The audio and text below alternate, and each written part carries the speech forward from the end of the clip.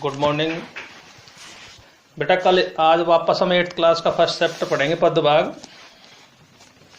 कल हमने पढ़ाया था समर्पण, और समर्पण का ही है ये तीसरा पद्यांश है। मैंने कल आपको समझाया था कि कवि अपना सर्वस्व समर्पण मातृभूमि के लिए करना चाहता है, सब कुछ देना चाहता है। यहां तक भी कवि ये कहता है कि मेरा शीश भी मैं आपको अर्पण करना चाहता हूं। और शायद आपके समझ में आ गया होगा। इसके आगे अब तीसरा पद हम पढ़ेंगे।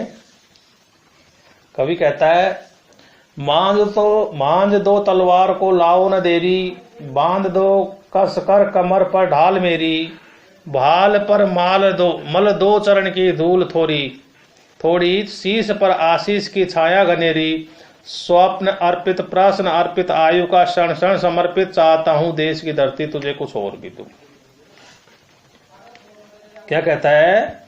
बांध दो तलवार को लाओ ना देरी। कवि कहता है कि मातृभूमि तुम तलवार चमका दो, इसमें देरी मत करो।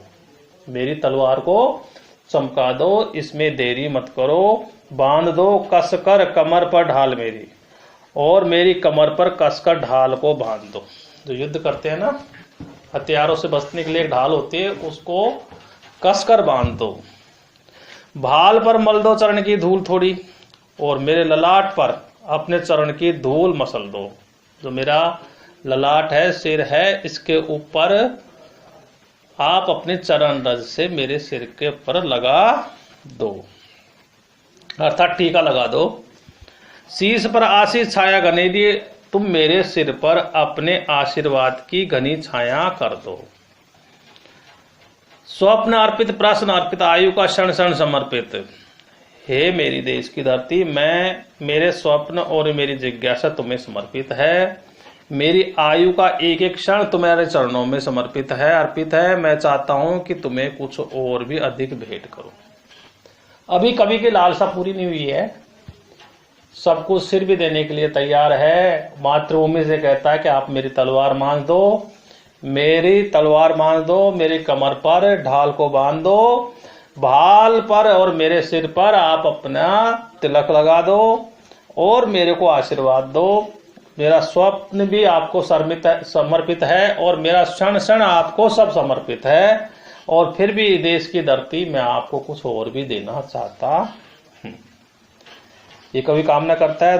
आगे है, तोड़ता हूं मोह का बंधन क्षमा दो, गांव मेरे द्वार घर आंगन क्षमा दो, आज सीधे हाथ में ध्वज को थमा दो, ये सुमन लो ये चमन लो, नीड़ का तरण तरण समर्पित, चाहता हूं देश की धरती तुझे कुछ और भी दूं। सुमन मीन्स फूल होते हैं बेटा, नीड़ मीन्स घोंसला, तरण मीन्स तिनका। क्या कहता है कवि कि मैं अपने तोड़ता हूं मोह का बंधन क्षमा दो, मैं अपने घर परिवार एवं सुख भोग के मोह के बंधनों को तोड़ता हूं। गांव मेरे द्वार घर आंगन क्षमा दो, इसलिए मेरे अपने लोग मुझे क्षमा दो। जो गांव के हैं मेरे अपने लोग, मैं सारे बंधन तोड़ता हूं। किसके लिए? देश की धरती के लिए अपना समर्पण करना चाहता हूं।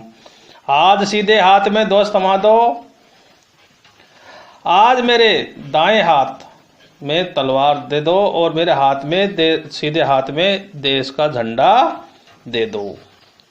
ये सुमन लो ये चमन लो, नीड़ का तरण तरण समर्पित, और हे मेरे देश की धरती, तुम मुझे ये फूल ले लो, मेरे फूल ले लो, ये भूभाग ले लो।